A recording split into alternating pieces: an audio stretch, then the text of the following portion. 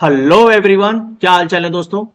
तो दोस्तों, आप सभी का एमपीपी के वीवीसीएल का जो एग्जाम है इलेक्ट्रिकल वाले स्टूडेंट्स का, वो 30 मार्च को होने जा रहा है।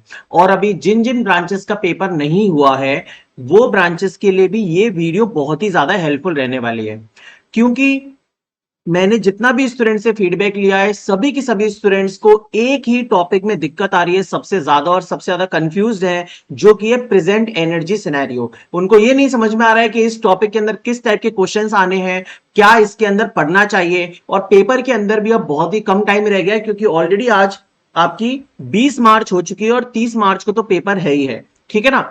तो मैं आज आपको इस वीडियो के अंदर जितने भी प्रीवियस ईयर पेपर हुए हैं एमपीपीजीसीएल के, उन सभी के सभी प्रीवियस ईयर क्वेश्चंस को एक बार बताने वाला हूं, उन सबको करवाने वाला हूं। क्योंकि आप इन सभी क्वेश्चंस को कर लोगे ना, तो इनमें से भी कुछ क्वेश्चंस क्या पता आपके पेपर में फंस सकते हैं, ठीक है ना। अब वेटेज भी क्लियर नहीं है कि भाई कितने वेटेज का आएगा, और टेक्निकल सिलेबस के अंदर ये प्रेजेंट एनर्जी सिनेरियो आपका दिया है, नॉन टेक्निकल में से हटा दिया है। पहले नॉन टेक्निकल में आता था पावर सेक्टर, लेकिन अभी जो एनर्जी सिनेरियो है वो टेक्निकल के अंदर डाल दिया है। तो एमपीपीजीसीएल के भाई पहले जो पेपर हुए हैं वो कौन कौन से पेपर हुए हैं, देखो एमपीपीजीसीएल के जो पेपर हुए हैं वो मतलब एई लेवल का पेपर हुआ है, जेई लेवल का पेपर हुआ है, फिर एई में आपका इलेक्ट्रिकल का पेपर हुआ है और इलेक्ट्रॉनिक्स का पेपर हुआ है, ठीक है, एई में। और जेई में जो आपका पेपर हुआ है वो इलेक्ट्रिकल का पेपर हुआ है, इलेक्ट्रॉनिक्स का पेपर हुआ है, समझे, फिर सिविल का भी हुआ है और फिर मैकेनिकल का भी हुआ है। कहने का मतलब इन सभी ब्रांचेस के पेपर्स में जितने भी क्वेश्चंस आपके आए गए हैं, 2023 में एनर्जी सिनेरियो आया था और 2024 में आया था, तो वो पूरा का पूरा कलेक्ट करके लगभग 80 के आसपास क्वेश्चंस हैं। आज की इस वीडियो में मैं पूरे के पूरे क्वेश्चंस आपको वन बाय वन करवाने वाला हूं। तो इसमें बस होगा ये कि जो क्वेश्चंस आए हुए हैं उनके आंसर्स भी उसी में लिखे हुए हैं, हमें बस देख लेना है। और इस पूरी की पूरी वीडियो की पीडीएफ मैं आपको प्रोवाइड कर दूंगा, मेरे एप्लीकेशन पे आपको फ्री ऑफ कॉस्ट मिल जाएगी। तो आप एप्लीकेशन से इस पीडीएफ को हमेशा से मतलब डाउनलोड कर लीजिएगा, जिससे कि रिवाइज कर सके, ठीक है। चलो स्टार्ट करते हैं। तो देखो, ये एमपीपीजीसीएल एई का पेपर हुआ था 28 अप्रैल 2023 का। अब आप सोच रहे होंगे कि सर पेपर तो इलेक्ट्रिकल का 2024 में हुआ था, एई का ये कौन सा है। तो ये 2023 में वैकेंसी एई की आई थी, एक्सपीरियंस बेसिस पे आई थी। तो मेरे किसी दोस्त ने ये पेपर दिया था, तो मैंने उससे ये एग्जाम ले लिया, उससे रिस्पॉन्स की ले लिया और उसके ये क्वेश्चंस आए हैं। तो देखो क्वेश्चन आया कि मणिखेड़ा हाइड्रो पावर प्लांट कहां पर लोकेटेड है। तो मणिखेड़ा हाइड्रो पावर प्लांट दोस्त शिवपुरी में लोकेटेड है, समझे ना। शिवपुरी के अंदर मणिखेड़ा हाइड्रो पावर प्लांट आपका लोकेटेड है। फिर इसके बाद identify the correct statement regarding Gandhi Sagar hydro power plant. तो मध्य प्रदेश के अंदर लगभग 9 से 10 हाइड्रो पावर प्लांट है, उसमें से Gandhi Sagar hydro power plant में 5 यूनिट से 23 मेगावाट की, तो टोटल 115 मेगावाट का ये पावर प्लांट है, समझे। फिर नेक्स्ट क्वेश्चन है कि एमपीपीजीसीएल किस डेट को बना था, है ना, इसकी स्थापना कब हुई थी। तो 22 नवंबर 2001 को आपका एमपीपीजीसीएल बना था, ठीक है। Which of the following is not a power distribution company of state of Madhya Pradesh. तो बड़ा ही सिंपल क्वेश्चन है, मध्य प्रदेश में पूर्व है, पश्चिम है और मध्य है, ठीक है। तो देखो पश्चिम क्षेत्र है, मध्य है, पूर्व है, दक्षिण क्षेत्र एमपी के अंदर नहीं है, तो मध्य प्रदेश दक्षिण क्षेत्र ये आपका गलत आंसर हो जाएगा, ठीक है ना, मतलब ये सही ऑप्शन होगा। Total India nuclear power capacity. तो देखो एमपी के पेपर के अंदर ये क्वेश्चन भी आया है कि इंडिया की टोटल न्यूक्लियर पावर कैपेसिटी पूछी है, जो कि 6780 मेगावाट है, ठीक है। फिर देखिए ये 28 अप्रैल 2023 का जेई लेवल का पेपर है। तो जेई लेवल में 3 शिफ्ट हुई थी, तो उसके 5 करके 15 क्वेश्चन है। तो in which of the following districts is the registered office of MPPGCL situated. तो Madhya Pradesh power generating company limited का ऑफिस कहां पर है, जबलपुर में है। और मध्य प्रदेश एमपीपीटीसीएल का ऑफिस भी जबलपुर में है, एमपीपीटीसीएल पावर ट्रांसमिशन कंपनी लिमिटेड, और एमपीपीएमसीएल मध्य Pradesh power management company limited, इसका ऑफिस भी जबलपुर में है। फिर 3 कंपनीज हो गई ये वाली, और 3 कंपनी से आपकी डिस्ट्रीब्यूशन, जिसमें से एक हो गई इंदौर क्षेत्र। पश्चिम क्षेत्र जो है, देखो ये पश्चिम क्षेत्र वाला इंदौर में इसका ऑफिस है, मध्य क्षेत्र वाले का ऑफिस भोपाल होता है, और पूर्व क्षेत्र वाले का ऑफिस जबलपुर ही होता है, ठीक है। चलिए, तो इस बार जो आपका पेपर करवा रहा है वो एमपीपी के वीवीसीएल पश्चिम क्षेत्र वाला, जो इंदौर वाला डिपार्टमेंट है, वही आपका पेपर करवा रहा है, ठीक है। और क्या क्वेश्चन है, और क्वेश्चन ये है भाई कि इन what is the name of the mobile application for power department related services and solutions in central Madhya Pradesh region. तो नेम ऑफ मोबाइल एप्लीकेशन क्या है पावर रिलेटेड सर्विसेज के लीजिए, तो ये सेंट्रल मध्य प्रदेश रीजन मतलब जो मध्य क्षेत्र है उसके लिए ये जो ऐप है बनाया गया था, इसका नाम है स्मार्ट बिजली ऐप। ठीक है ना। फिर which award scheme was initiated by Madhya Pradesh government to give recognition to industrial units and professional working in the field of energy management in the year 2022।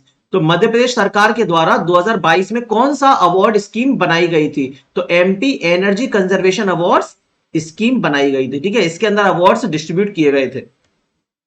फिर है question, when was the CM electricity bill में राहत योजना 2022 scheme launched? तो ये scheme कब launch हुई थी? ये स्कीम अप्रैल 2022 में लॉन्च हुई थी। ठीक है, इन क्वेश्चंस को करने से आपको फायदा ये होगा कि एक तो आपका प्रीवियस डेटा जितना भी इंपॉर्टेंट है वो भी याद हो जाएगा, इसके साथ ही किस टाइप के क्वेश्चंस प्रीवियस ईयर में पूछे गए हैं, तो अब 10 दिन में आप क्या क्या पढ़ सकते हो, किस तरीके के क्वेश्चंस कवर करने चाहिए वो भी आपको समझ में आएगा। ठीक है ना।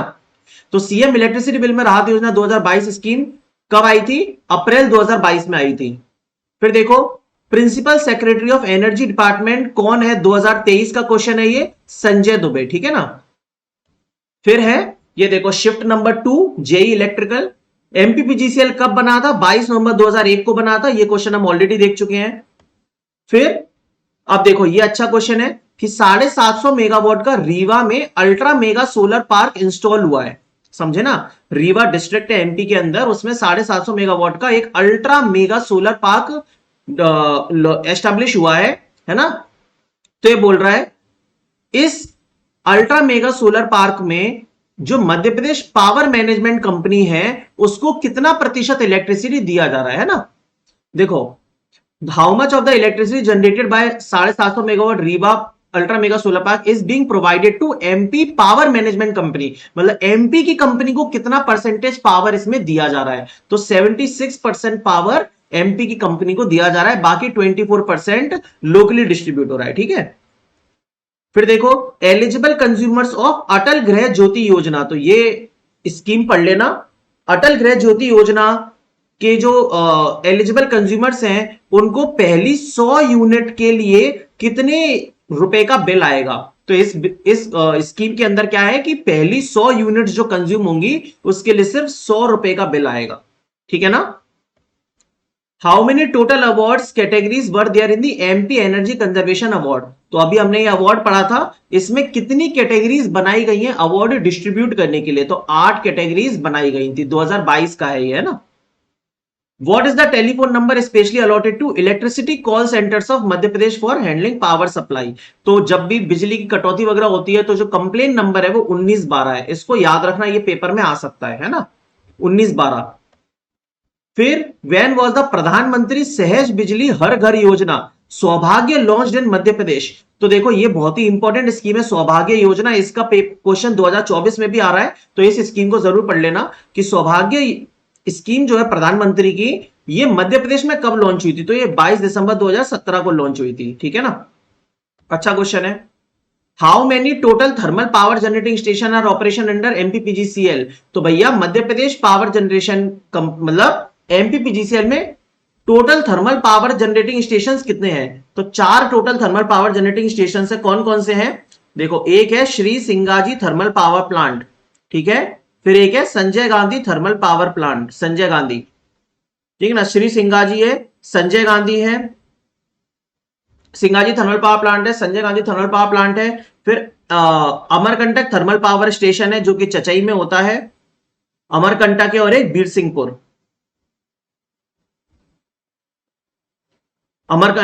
श्री सिंगाजी और Sanjay Gandhi, Amarkantak thermal power station और बीरसिंहपुर, ये 4 थर्मल पावर स्टेशन है। अगर एक आध का मैं नाम गलत बोल गया हूं तो भाई अभी मैं तो already Singaji thermal power plant में हूं, इसके अलावा बाकी के जो 3 है वो, है ना।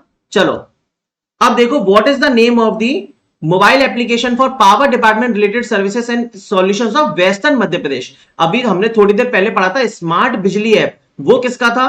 देखो, ये सेंट्रल या मध्य रीजन का था। अब पूछ रहा है हमसे वेस्टर्न मध्य प्रदेश, मतलब जो इंदौर डिपार्टमेंट है ना, जो अभी आपका पेपर करवा रहा है पश्चिम क्षेत्र, तो उसका जो ऐप है वो ऊर्जस ऐप है। ठीक है। फिर देखो, यहां पे एनुअल एनर्जी रिपोर्ट आई थी 2022-23 में, तो एक्चुअली में क्या है कि जो मैंने आपको एक वीडियो में भी बताया था, मैंने इंटरव्यू लिया अपना दिया था जिसमें बताया था कि मैंने किस तरीके से 91 मार्क्स स्कोर किए थे एमपीपीजीसीएल में। तो उसका मैंने एक वीडियो डाला था, उस पर बहुत सारे व्यूज हैं, है ना। तो उसमें मैंने एक बुक का नाम बताया था, वार्षिक प्रशासनिक प्रतिवेदन। तो वो ही एनुअल एनर्जी रिपोर्ट है। अब वो 2022-23 में आई थी दोस्तों, उसी टाइम पे पेपर भी हुआ था। अभी भी मैंने चेक किया, किसी भी वेबसाइट पे अब न्यू अपडेटेड एनर्जी रिपोर्ट नहीं आई है, ठीक है। तो अगर क्वेश्चंस आएंगे तो पुरानी वाली से ही आएंगे, नहीं तो नहीं आएंगे। तो ये पुरानी वाली एनर्जी रिपोर्ट का क्वेश्चन आया था कि एनुअल एनर्जी रिपोर्ट 2022-23 के मुताबिक total how many projects were sanctioned under Deendayal Upadhyay Gram Jyoti Yojana. ये भी बड़ी इंपॉर्टेंट स्कीम है, इसके बारे में भी पढ़ के जाना, ठीक है ना। एक तो सौभाग्य स्कीम और एक दीनदयाल उपाध्याय ग्राम ज्योति योजना। तो इसमें कितने प्रोजेक्ट्स को लॉन्च किया गया है, तो how many projects are sanction, 50। What is the total area across which the 750 megawatt, है ना, Rewa solar park that was inaugurated in July 2020 spread. तो ये 750 मेगावाट का रीवा सोलर पार्क जो है ये कितने एरिया में फैला हुआ है, तो ये 1590 हेक्टेयर में फैला हुआ है, ठीक है। ये 2020 में इनॉग्रेट किया गया था। फिर आता है देखो, ये इलेक्ट्रॉनिक्स का पेपर है, जेई का 29 अप्रैल को हुआ था। How many total categories of solar projects were there under the policy for implementation of solar power based projects in Madhya Pradesh 2012। तो बड़ा ही मतलब पुराना क्वेश्चन है। बोल रहा है कि 2012 में जो सोलर पावर प्रोजेक्ट की स्कीम आई थी मध्य प्रदेश के अंदर, इसमें कितने कैटेगरीज के सोलर प्रोजेक्ट्स आए थे, total categories of solar projects were there. तो 4 कैटेगरीज के टोटल सोलर प्रोजेक्ट आए थे 2012 में, स्कीम लॉन्च की थी सोलर पावर की, ठीक है। अब देखो फिर से आ गया कि what is the total capacity of world's largest and India का पहला ultra mega solar power project, जो कि जुलाई 2020 में इनॉग्रेट किया गया। तो कितना है कैपेसिटी, 750 मेगावाट। कहां पर है ये, रीवा में। एनुअल एनर्जी रिपोर्ट के हिसाब से अटल कृषि ज्योति योजना, है ना। तो देखो अभी हमने एक और ये वाला क्वेश्चन किया था, इसका किया था ना, इसकी अटल गृह ज्योति योजना।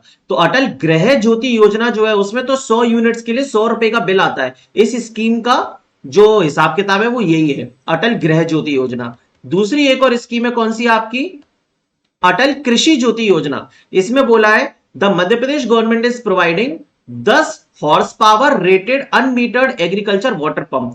10 हॉर्स पावर का वाटर पंप मध्य प्रदेश की सरकार हमारे कृषि बहन भाइयों को दे रही है, फार्मर सोसाइटी को दे रही है, ठीक है ना, अटल कृषि ज्योति योजना के according. In which year was the Madhya Pradesh investment in power generation projects policy. तो ये एक पुरानी पॉलिसी है ना, investment in power generation. Power generation में इन्वेस्टमेंट करना है, ये पॉलिसी बनाई गई थी मध्य प्रदेश सरकार के द्वारा for implementation of thermal power projects, है ना, थर्मल पावर प्रोजेक्ट्स बनाने के लिए बाय इंडिपेंडेंट पावर प्रोड्यूसर्स। तो ये स्कीम कब लाई गई थी, ये भी 2012 में लाई गई थी। अगला क्वेश्चन है देखो फिर से, मध्य प्रदेश विद्युत शुल्क अधिनियम एक्ट कब आया था। तो मध्य प्रदेश विद्युत शुल्क अधिनियम एक्ट 2012 में ही आया था। अब ये ऐसे क्वेश्चन है जो कि स्टैटिक एनर्जी के मतलब स्टैटिक जीके के अंदर आते हैं। तो क्या पता ये एनर्जी सिनेरियो के मतलब जो एनर्जी सिनेरियो अब आना है उसके अंदर भी ये क्वेश्चंस आ सकते हैं, ठीक है, क्योंकि ये क्वेश्चंस बदलते तो है नहीं, ये तो स्टैटिक है।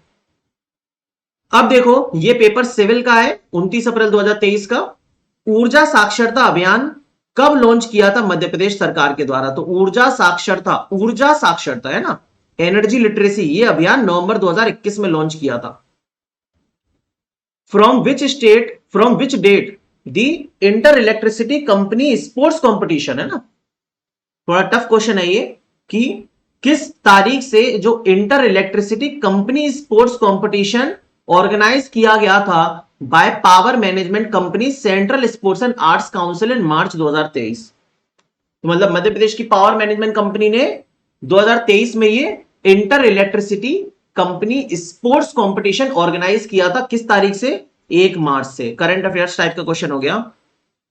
फिर देखो government of Madhya Pradesh has issued the incentive policy for encouraging generation of power in Madhya Pradesh, है ना, through non conventional energy sources in 2006। तो 2006 में नॉन कन्वेंशनल जो आपका बायो जियो थर्मल है ना, विंड टाइडल, ये सब प्रोसेस होती है, मतलब इनके द्वारा एनर्जी पैदा की जाए, इसको 2006 में चालू किया था। When did this policy end? ये कब खत्म हो गई? ये 2011 में खत्म हो गई और नई स्कीम बनाई गई आपकी 2012 में, ये वाली Madhya Pradesh investment in power generation projects policy. ठीक है। At which rank was the Madhya Pradesh state load dispatch centre Jabalpur? तो मध्य प्रदेश का, अब देखो ये भी एक अच्छा क्वेश्चन है कि एसएलडीसी कहां पर है मध्य प्रदेश का? तो जबलपुर में है ना, स्टेट लोड डिस्पैच सेंटर पूरे स्टेट का जबलपुर में है सेंटर। एलडीसी एक्सीलेंस अवार्ड 2022 में कौन सी रैंक पे रहा था मध्य प्रदेश? तो फर्स्ट रैंक पे रहा था। Load dispatch centre excellence award हुआ होगा, है ना, तो उसमें मध्य प्रदेश पहली रैंक पे रहा था। Which of the following is the source of water, है ना, for the Sanjay Gandhi thermal power station? देखो मैंने बताया था Sanjay Gandhi thermal power station आपका, अच्छा ये गलत हो गया था पीछे, बिरसिंहपुर वाला अलग से नहीं है, बिरसिंहपुर वाले को ही Sanjay Gandhi thermal power station बोलते हैं। ठीक है ना। तो इसमें सोर्स ऑफ वाटर क्या है? मतलब थर्मल पावर जो थर्मल पावर प्लांट है उसको पानी चाहिए होता है, तो उसका जो सोर्स ऑफ वाटर है वो है जोहिला डैम। जोहिला डैम से पानी मिलता है इस वाले पावर प्लांट को। ठीक है। फिर आ जाओ, देखो ये सिविल का 29 अप्रैल 2023 का शिफ्ट 1 है। मध्य प्रदेश सरकार द्वारा ऊर्जा साक्षरता अभियान, है ना, की सेवाओं के संबंध में विकसित किए गए मोबाइल ऐप का नाम क्या है? तो ऊषा ऐप। ऊर्जा साक्षरता अभियान, तो सिंपल है ऊर्जा साक्षरता अभियान, ऊषा, ऊर्जा साक्षरता अभियान, तो ऊषा ऐप का नाम है। ठीक है ना, इस स्कीम को डेवलप करने के लिए। क्लियर। मार्च 2023 तक प्राप्त जानकारी के अनुसार मध्य प्रदेश की निम्नलिखित में से किस थर्मल पावर स्टेशन की स्थापित क्षमता अधिकतम है? सबसे ज्यादा जो थर्मल पावर स्टेशन की क्षमता है वो मेरे ही पावर प्लांट की है, जिसमें मैं वर्क करता हूं एज अ एई। 2520 मेगावाट का थर्मल पावर प्लांट है आपका Shri Singaji thermal power project Khandwa में, है ना। इसकी 2520 मेगावाट की कैपेसिटी है। देखो अब बाकी के नाम, हाँ ये रहे एक और, देखो 4 थे ना थर्मल पावर प्लांट, उसमें से एक आ गया संजय गांधी जो कि बिरसिंहपुर में है, एक हो गया Satpura thermal power station, Satpura thermal power station जो कि सारनी में है, और एक हो गया अमरकंटक थर्मल पावर स्टेशन जो कि चचई में है। इसमें से आपने एक क्वेश्चन किया ही था कि जो बिरसिंहपुर वाला है ना, उसकी टोटल गांधी सागर था वो तो, सॉरी, हाँ यही होगा। सिंगाजी थर्मल पावर स्टेशन की 2520 मेगावाट कैपेसिटी है, सबसे ज्यादा कैपेसिटी इसी की है। ठीक है ना। इसमें 2 यूनिट्स है 600 मेगावाट की और 2 यूनिट्स है 660 मेगावाट की। ठीक है ना। चलिए, तो ये बाकी के 3 और थर्मल पावर प्लांट है, इनको भी याद कर लेना। अब देखो फिर से ये क्वेश्चन आ गया कि मार्च 2023 तक प्राप्त जानकारी के अनुसार MP power management company limited Jabalpur के चेयरमैन कौन है? पावर मैनेजमेंट कंपनी लिमिटेड के चेयरमैन है श्री संजय दुबे। ठीक है। अब ये सब थोड़ा चेंज हो गए होंगे, तो आप लोग वेबसाइट्स पे जाके एक बार चेक कर लीजिएगा कि कौन कौन सी पावर मैनेजमेंट है, पावर ट्रांसमिशन है, पावर जनरेशन है, इन सबके चेयरमैन वगैरह कौन है, इन सबको नोट कर लेना। ठीक है। मार्च 2023 तक प्राप्त जानकारी के अनुसार मध्य प्रदेश पावर जनरेटिंग कंपनी के अंतर्गत राज्य में कुल कितने जल विद्युत केंद्र संचालित है? मैंने बोला था आपको कि थर्मल वाले कितने हैं, 4 है। एमपी पीजीसीएल ओन्ड है, ये MP power generation company limited के द्वारा ओन्ड है। थर्मल है 4 और हाइड्रो है कितने, 10। ठीक है। राज्य सरकार के बजट 22-23 में मध्य प्रदेश पावर जनरेटिंग कंपनी को कितना बजट आवंटित किया गया? तो 172.5 करोड़ रुपए आवंटित किए गए एमपी पीजीसीएल को, है ना। अब देखिए ये चालू हो जाते हैं 2024 के क्वेश्चन। 2023 में सिविल के, इलेक्ट्रॉनिक्स के, इलेक्ट्रिकल के जितने भी क्वेश्चंस थे मैंने सारे डिस्कस कर दिए। अब ये है 2024 में पेपर हुआ था इलेक्ट्रिकल का और सिविल का, और आई थिंक इलेक्ट्रॉनिक्स का भी हुआ था, है ना। तो उसके क्वेश्चंस करेंगे अब। एमपीपीजीसीएल जेई इलेक्ट्रिकल 1 जून 2024 को हुआ था। अब देखो इसमें क्या है ना, मैंने जीके के क्वेश्चन और एनर्जी के क्वेश्चन दोनों डाल दिए हैं। ठीक है ना, क्योंकि अलग से पावर सेक्टर नहीं पूछा था उसने, कोई सेक्शन वाइज नहीं पूछा था, मिक्स करके क्वेश्चंस आए थे, तो मिक्स करके आए थे तो उसमें मैंने जीके के क्वेश्चंस भी ले लिए हैं और आपके एनर्जी रिलेटेड क्वेश्चंस भी ले लिए हैं। तो देखो एक ही क्वेश्चन आया था कि according to electricity act 2003 the tariff for inter state transmission of electricity is determined by which of the following, है ना। एक राज्य से दूसरे राज्य में अगर आपको बिजली का संचार करना है, बिजली भेजनी है, तो उसका टैरिफ कौन डिसाइड करता है? तो central electricity regulatory commission CERC decide करती है, ठीक है ना। इसको याद रखना, इलेक्ट्रिसिटी एक्ट 2003 को, इसके बहुत सारे क्वेश्चंस आए हैं। हेडक्वार्टर्स ऑफ CPRI, CPRI का हेडक्वार्टर कहां पर है, बेंगलुरु में है। तो ये क्वेश्चन देखो जीके का है ना। जो जो जीके का क्वेश्चन होगा मैं उस पर जीके लिख दूंगा, जिससे आपको पता चल जाए कि ये क्वेश्चन अलग है ना। ये क्वेश्चन एनर्जी सेक्टर का नहीं है। Which state of India is known as the leader in wind energy generation, तो गुजरात हमारा विंड एनर्जी के जनरेशन में लीडिंग स्टेट है।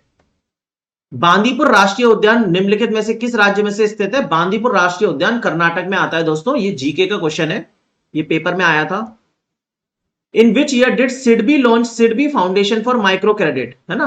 तो ये 1999 में लॉन्च किया था, ये भी जीके का क्वेश्चन हो गया। सिडबी ने SIDBI foundation for micro credit कब लॉन्च किया था, 1999 में। Which organisation is responsible for regulating the electricity sector under the Indian electricity act 2003। देखो फिर से सेम क्वेश्चन आ गया। Central electricity regulatory commission CERC responsible है इलेक्ट्रिसिटी को रेगुलेट करने के लिए under Indian electricity act 2003। Financial year of India क्या होता है, फाइनेंशियल ईयर ऑफ इंडिया हमेशा 1 अप्रैल से 31 मार्च तक होता है। ये जीके का क्वेश्चन हो जाएगा। इलेक्ट्रिसिटी एक्ट 2003 के according the number of members in the state commission, कितने नंबर ऑफ मेंबर्स थे स्टेट कमीशन में, 3। Plant load factor in India coal and lignite based for the year 2009 to 10 in central sector. भैया कैसा question पूछ रहा है बताओ, current affairs भी नहीं है, स्टैटिक भी नहीं है, पता नहीं क्या ही है। प्लांट लोड फैक्टर इंडिया का 2009-10 के लिए कितना होगा सेंट्रल सेक्टर का। चुतिया गया है एकदम ही, sorry for bad word, but एकदम ही पगला गया है बिल्कुल। तो 85.5%। देखो इथेनॉल उत्पादन के किण्वन चरण के दौरान होने वाली मुख्य जैव रासायनिक प्रक्रिया क्या है। तो ये देखो, ये जो होता है ना, ये मुझे भी नहीं पता था, मैंने गूगल किया था, इसको फर्मेंटेशन कहते हैं। तो बेसिकली इथेनॉल को तैयार किया जाता है फर्मेंटेशन प्रोसेस के थ्रू। तो इथेनॉल उत्पादन के फर्मेंटेशन प्रोसेस के दौरान होने वाली मुख्य जो बायोकेमिकल प्रोसेस है, जैव रासायनिक प्रक्रिया है, उसको क्या बोलते हैं, उसको फर्मेंटेशन ही बोलते हैं। उस प्रोसेस को क्या बोला जाता है, फर्मेंटेशन ही बोला जाता है, ठीक है। Official language of Karnataka is which of the following, तो कन्नड़ होगी, तो जीके का क्वेश्चन हो जाएगा। In which of the following years did BR Ambedkar organise the Kalaram temple entry movement at Nashik, तो ये भी जीके का क्वेश्चन है। BR अंबेडकर ने कब ऑर्गेनाइज किया था ये मूवमेंट, नासिक में 1930 में। Which part of energy audit report includes the summarised findings and recommendations, मतलब पूरी की पूरी रिपोर्ट का एक तरीके से रिकमेंडेशंस क्या है, तो उस पार्ट को क्या बोलते हैं, executive summary, complete summary of the report. समझ गए। तो एनर्जी ऑडिट का क्वेश्चन आया था ये पेपर में। फिर ये देखो, ये सिविल का क्वेश्चन है ना, सिविल का पेपर है। इलेक्ट्रिकल का पेपर भी 1 जून को हुआ था, सिविल का भी हुआ था। Which of the following states are Garo Khasian Jaintia hills located, Meghalaya के अंदर आती हैं ये hills. As per REC rural electrification corporation specification 5/1986, the maximum permissible span from pole to house specified under the Saubhagya Yojana scheme will be, हे भगवान, 35 मीटर, है ना। खंबे से लेके घर तक की मैक्सिमम दूरी कितनी होनी चाहिए सौभाग्य स्कीम के अंडर, तो 35 मीटर होनी चाहिए, ठीक है। Which of the following is not a classical language of India, इसमें से क्लासिकल लैंग्वेज कौन सी नहीं है, तो देखो बंगाली क्लासिकल लैंग्वेज नहीं होती, तेलुगु मलयालम उड़िया तो है ना। Bengali is not a classical language. Bharat में 26 ऑफिशियल लैंग्वेजेस है ना, 26। आगे चलते हैं, 26 ऑफिशियल लैंग्वेजेस हैं, official. What is the percentage share of solar energy, है ना, percentage share of solar energy in the total installed generation capacity as of February 2024। तो ये इंडिया की बात कर रहा होगा। इंडिया में टोटल इंस्टॉल्ड जो जनरेशन कैपेसिटी है उसमें से सोलर एनर्जी का हिस्सा कितना है, 17.4%, है ना।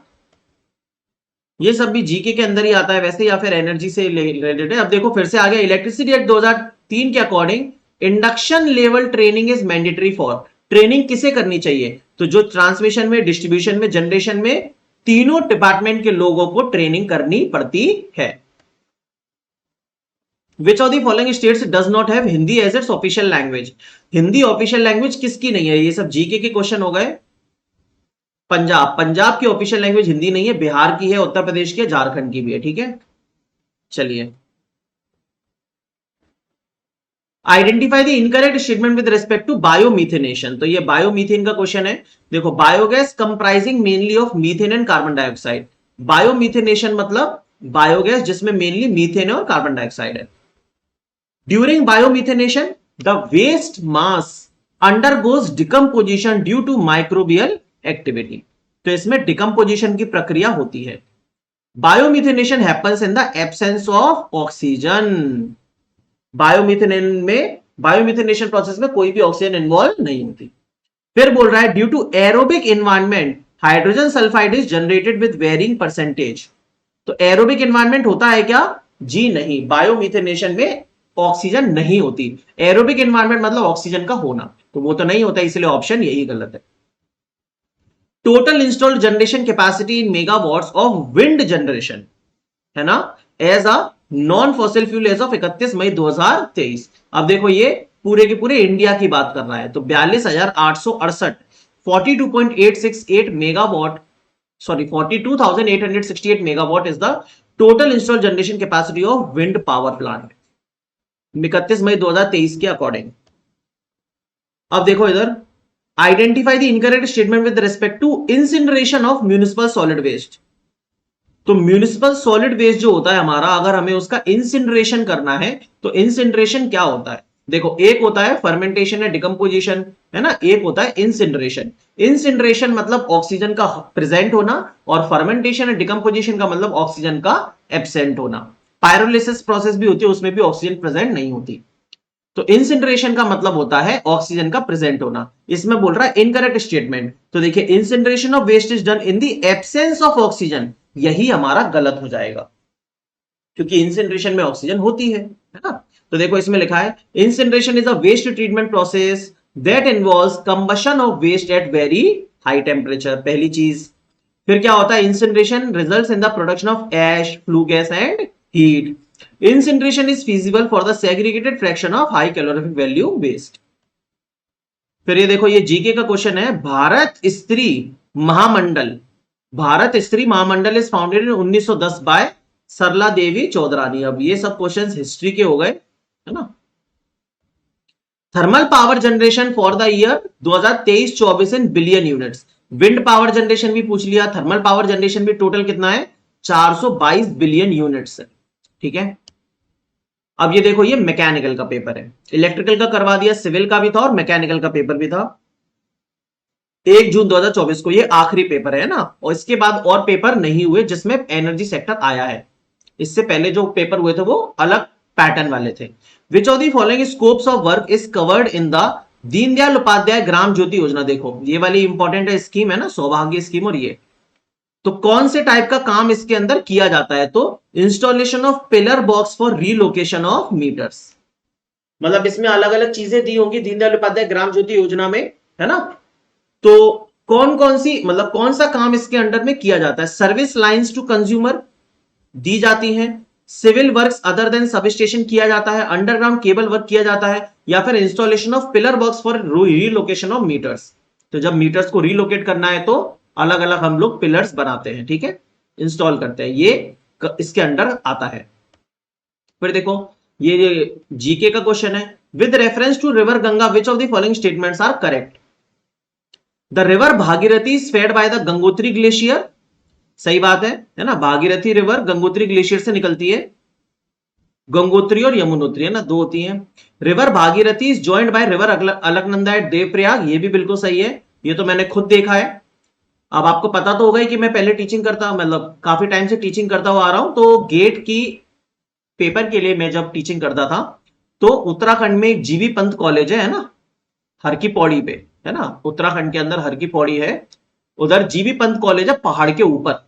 तो वहां जब पहाड़ पे जाते हैं तो बीच में ये देवप्रयाग, है ना, रुद्रप्रयाग, ये सब चीजें पड़ती हैं वहां पे। तो ये देवप्रयाग पे मैं खुद भागीरथी और अलकनंदा का संगम देख के आया हूं, मेरे पास फोटोज भी हैं उसके। बहुत ही मस्त जगह है, आप लोगों को जरूर जाना चाहिए, है ना। यहाँ पे जब इन दोनों का संगम हो जाता है, उसी संगम को गंगा कहते हैं, तब ही गंगा का मतलब और ओरिजिनेशन होता है एक तरीके से, भागीरथी और अलकनंदा मिलके गंगा बनती है। At Haridwar the Ganga emerges from the mountains on to the plains, और हरिद्वार में जो गंगा है वो पहाड़ों से उतर के जमीन पर आ जाती है ना, ऑन टू द प्लेन्स है ना, मैदानी क्षेत्र में आ जाती है। तो सारे स्टेटमेंट करेक्ट है। The number of training institutes affiliated with the NPTI, national power training institute, तो 11 इंस्टीट्यूट्स हैं इसके अंदर, है ना। तो ये जो ऑर्गेनाइजेशन है, अगर आप इस ऑर्गेनाइजेशन में सिलेक्ट होते हैं एमपीपीजीसी एमपीपी के वीवीसीएल के थ्रू पेपर क्लियर करके, आप अगर जेई बनते हो, है ना, या एई का भी वैकेंसी आई हुई है, अगर एई बनते हो तो आपकी भी जो ट्रेनिंग है वो इसी इंस्टीट्यूट के अंदर होगी, नेशनल पावर ट्रेनिंग इंस्टीट्यूट। अभी मैंने भी लास्ट ईयर ज्वाइन किया है, तो मेरी भी अभी इस इंस्टीट्यूट में ट्रेनिंग नहीं हुई है, आपकी भी ट्रेनिंग इसी इंस्टीट्यूट में होगी। एनपीटीआई के अंदर 11 टोटल एनपीटीआई है ऑल ओवर इंडिया में, है ना। Which official language ranks fourth with 6.7 speakers as per the 2011 census, बड़ा ही अजीब टाइप का अटपटा क्वेश्चन है ना। तो तेलुगु लैंग्वेज रैंक्स फोर्थ। चलिए, the national anthem of India was originally written in which language, तो कौन सा है भाई, बंगला लैंग्वेज में ओरिजिनली आपका नेशनल एंथम लिखा गया था, जनगण मन, है ना। चलिए, total renewable sources power generation in India as of March 2024 in million units, तो देखो ये फिर से पूछ रहा है। तो टोटल रिन्यूएबल सोर्सेस की पावर जनरेशन कितनी थी, 19,284 मिलियन यूनिट, है ना। इतना आपका टोटल पावर जनरेशन था मार्च 2024 तक, 19,284। What does B stand for in SIDBI, SIDBI में बी क्या आता है, तो small industries development bank of India, तो बैंक आ जाएगा बी। बी मतलब क्या हो जाएगा, बैंक, है ना। इसको क्या हो गया, हाँ। और क्या है, अब देखिए ये क्या क्वेश्चन है, निम्नलिखित में से किस श्रेणी के गैर विद्युतीकरण घर सौभाग्य योजना के तहत मुफ्त बिजली कनेक्शन के लिए पात्र हैं। अच्छा, देखो सौभाग्य स्कीम का क्वेश्चन है, बोल रहा है कि किस श्रेणी के गैर विद्युतीकृत घर, जिन जो अभी नॉन इलेक्ट्रिफाइड है, होम्स हैं, जिन घरों में अभी इलेक्ट्रिफिकेशन नहीं हुआ है, तो ऐसे कौन से घर सौभाग्य योजना के तहत मुफ्त बिजली कनेक्शन के लिए पात्र है। तो बोल रहा है निराश्रित, किस श्रेणी के गैर विद्युतीकरण, निराश्रित का मतलब क्या होता है यार,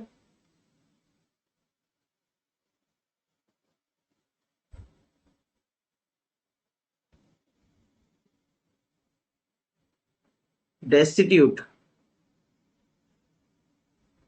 बेपना, निराधार, बिना आड़ के, शरणहीन।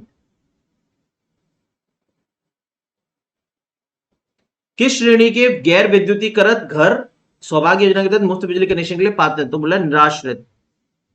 इसका कोई और मतलब भी होता होगा, सेल्फलेस और पेनीलेस, देखेंगे यार, इसका मतलब मुझे भी नहीं समझ में आ रहा है